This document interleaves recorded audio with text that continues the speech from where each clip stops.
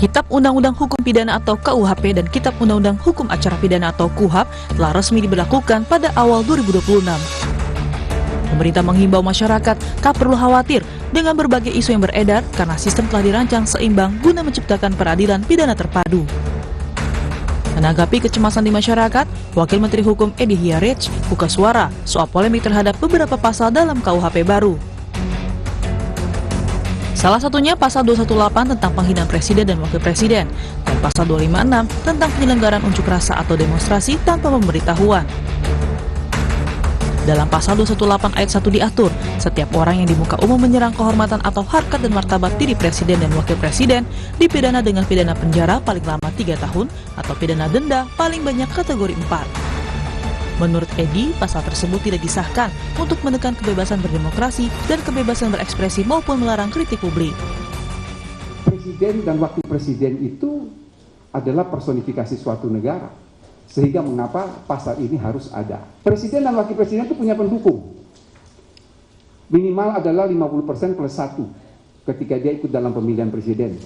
Bapak Ibu saudara-saudara bisa bayangkan kalau pendukungnya tidak menerima presiden dan wakil presidennya itu dihina terus kemudian terjadi anarkis. Lalu apa yang mau kita katakan? Tapi dengan adanya pasal ini, kalau ada bahasanya kan seperti ini, wong presiden saja yang dihina tidak apa-apa kok yang pendukungnya sewot, kan kira-kira seperti itu. Jadi ini adalah kanalisasi.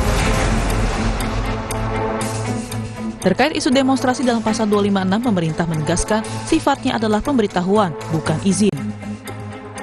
Edi menjamin, jika penanggung jawab sudah memberitahu aksi kepada polisi, mereka tidak bisa dipidana meski terjadi keonaran karena kewajiban hukumnya telah gugur.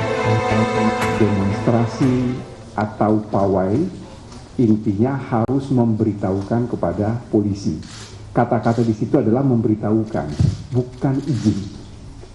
Mengapa pasal ini harus ada? Ya, sekali lagi mengapa pasal ini harus ada?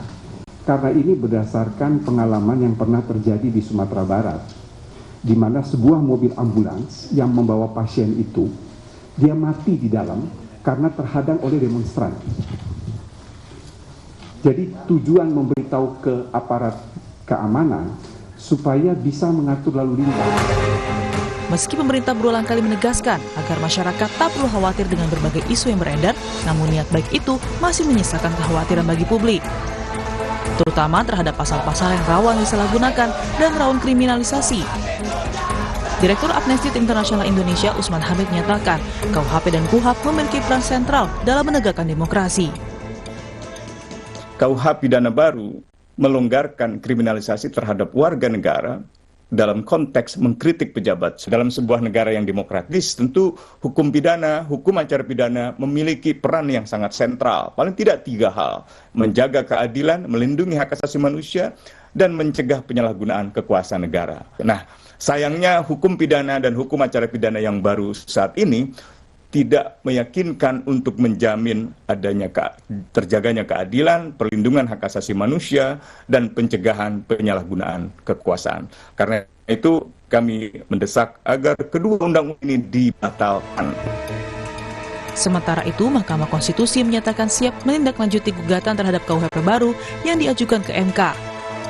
Tercatat sudah ada 8 permohonan uji materi terhadap KUHP baru yang masuk ke Mahkamah Konstitusi. Wakil Ketua Mahkamah Konstitusi, Saldi Isra, menegaskan pengujian undang-undang merupakan proses konstitusional yang biasa dilakukan. Tentunya nggak ada yang baru ya. Ya kan kalau orang mau mengajukan pengujian undang-undang yang namanya pengujian undang-undang kan sama saja. Mau KUHP baru, mau KUHAP baru, ya kita kan proses seperti biasa. Jadi kita tentu siap untuk menghadapi ini karena ini kan sudah menjadi bagian yang diserahkan ke Mahkamah Konstitusi kalau ada yang mengajukan permohonan. Terdekat hari Jumat atau kalau saya tidak salah? Besok kita sudah mulai sidang. Iya.